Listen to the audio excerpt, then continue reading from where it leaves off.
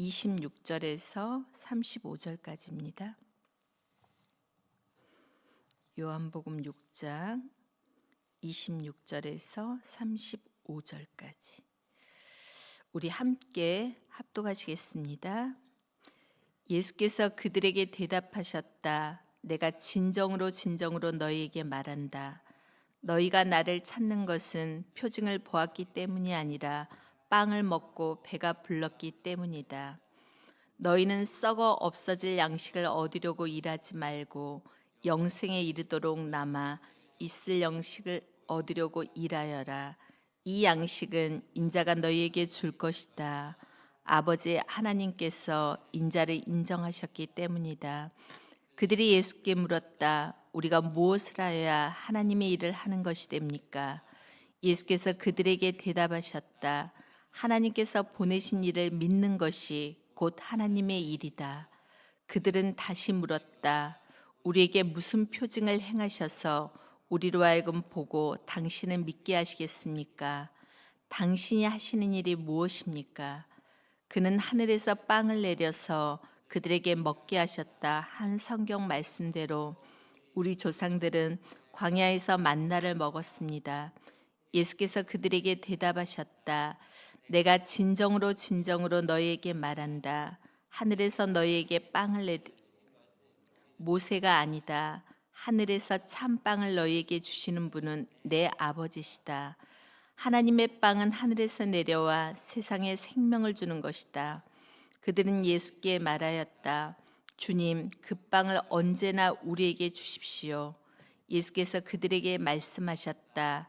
내가 생명의 빵이다. 내게로 오는 사람은 결코 줄이지 않을 것이요.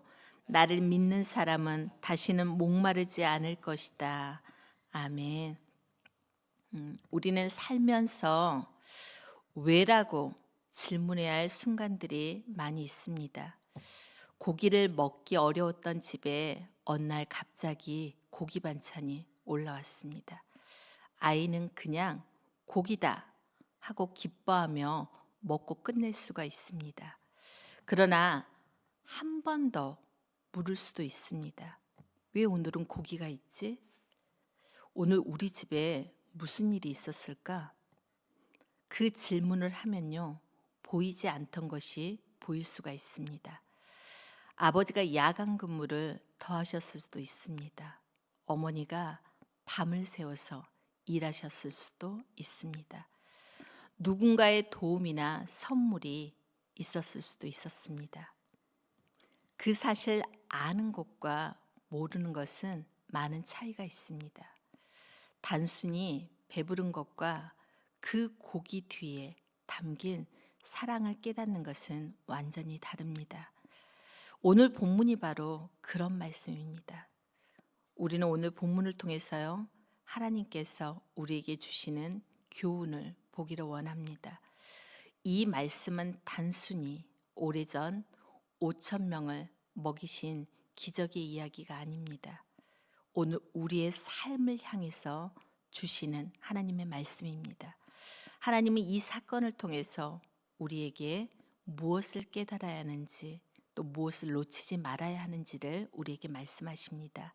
이 새벽에 그 교훈을 함께 붙들기를 원합니다. 첫 번째는요, 배부름에서 멈추면요, 생명을 놓칠 수 있다는 것입니다. 5천 명의 사람들이 광야에서 먹고 배불렀습니다. 분명 큰 기적이었습니다. 그러나 그들은 끝내 해야 될 질문들은 하지 않았습니다. 그 결과 영생을 놓치고 말았습니다. 오병이어 사건이 일어난 곳은 광야였습니다. 그곳은 사람의 힘으로 먹을 것을 해결할 수 없는 그런 자리였습니다. 출애굽을 기억하던 이스라엘 백성들이었다면 그 상황에서 조상들이 광야에서 만났던 그 일을 아마 떠올려야 했습니다. 사실 그들은 거의 깨달았습니다.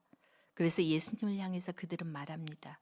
이분은 참으로 세상에 오시기로 된 그 애언자시라고. 이 말은 예수님에게서 희미하게나마 모세를 떠올렸던 것 같습니다. 거의 다 알았습니다. 그러나 끝내는 놓쳤습니다. 왜입니까? 그들은 배부름에 만족했기 때문입니다. 그들은 배부름에서 멈췄기 때문입니다. 앞으로도 예수님이 자기들의 배만 채워주시기를 기대했기 때문입니다. 그래서 예수님께서 이렇게 말씀하시죠. 오늘 26절에 다시 한번 보기를 원합니다. 예수께서 그들에게 대답하셨다. 내가 진정으로 진정으로 너희에게 말한다. 너희가 나를 찾는 것은 표징을 보았기 때문이 아니라 빵을 먹고 배가 불렀기 때문이다라고요.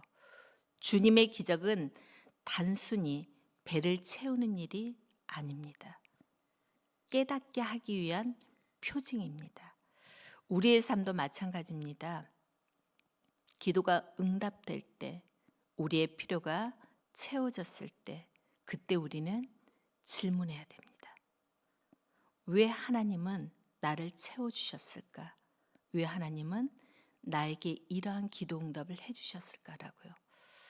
배부름에서 우리는 멈추지 않기를 원합니다. 응답에서 끝내지 않기를 원합니다. 채워질수록 질문하시기를 바랍니다. 그 질문이 우리를 생명으로 이끌 것입니다. 두 번째로요, 사람은 하늘에서 오는 양식을 먹어야 합니다. 예수님은 어제 그들이 먹었던 그 빵을 만나로 설명하십니다. 그들이 배불리 먹었던 그 오병이의 기적을 출애굽의 만나 사건과 연결시킵니다. 만나는 단순한 음식이 아니었습니다.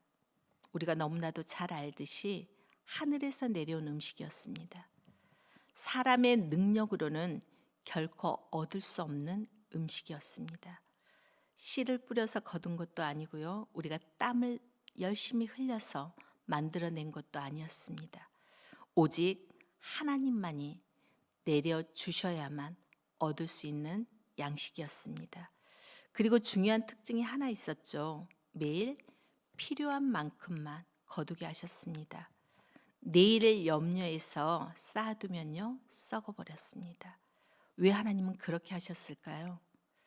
하나님은 40년 동안 이 만나를 통해서 한 가지를 가르쳐 주기를 원하셨습니다. 너희는 스스로 사는 존재가 아니라는 것.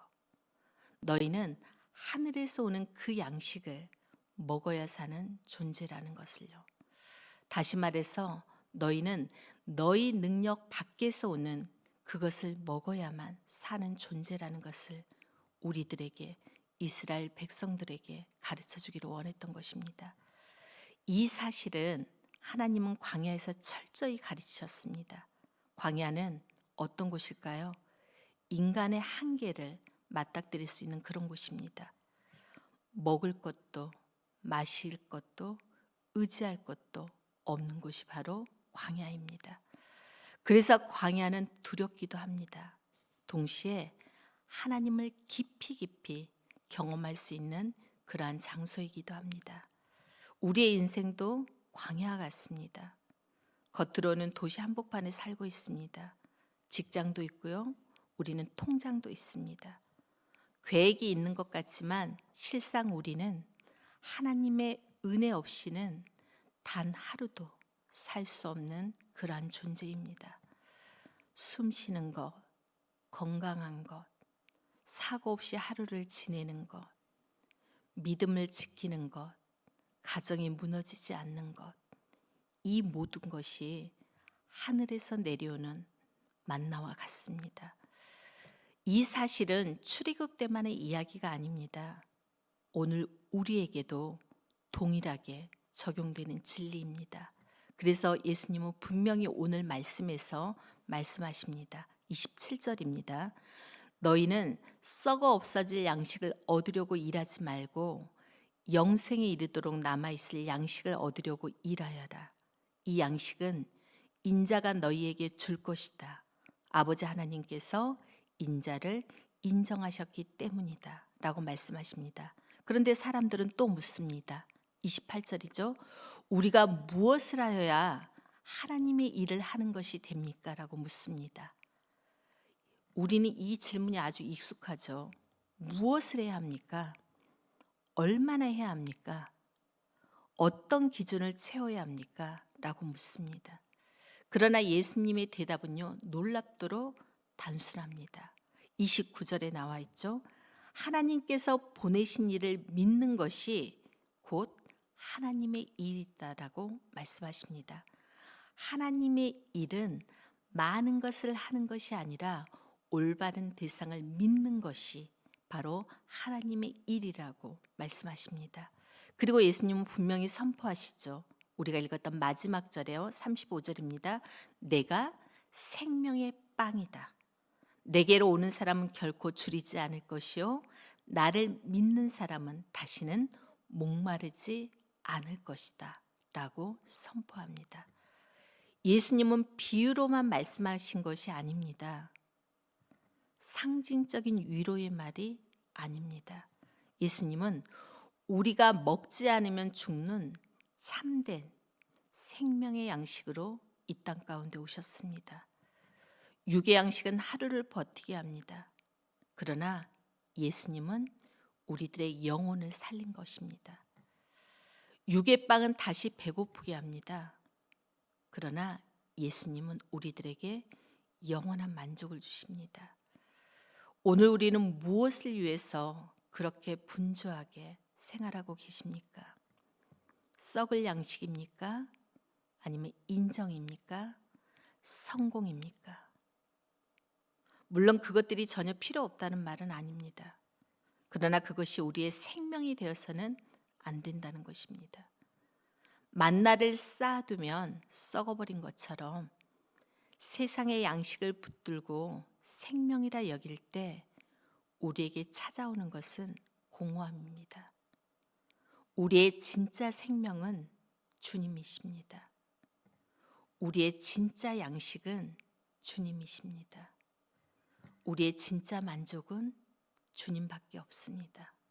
오늘도 그 예수님을, 그 주님을 믿으시길 바랍니다. 그분만을 의지하시기 바랍니다. 오늘도 그 주님을 먹는 하루가 되시길 바랍니다. 하루의 시작을 주님으로 채우십시오. 말씀으로 영혼을 먹이십시오. 기도로 하늘 양식을 받으시길 바랍니다.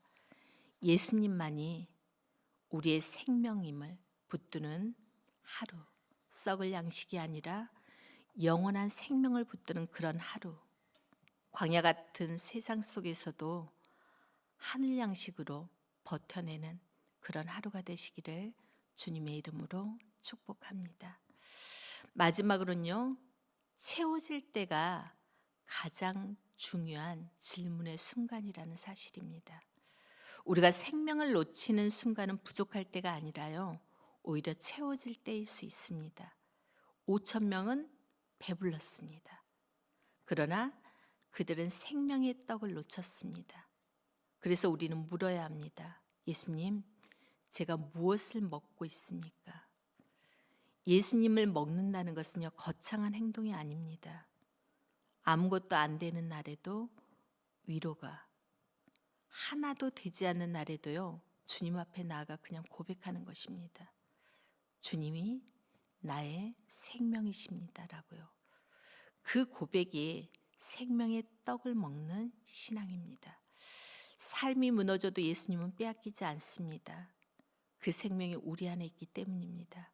그래서 우리는 채워질 때도 질문하십시오.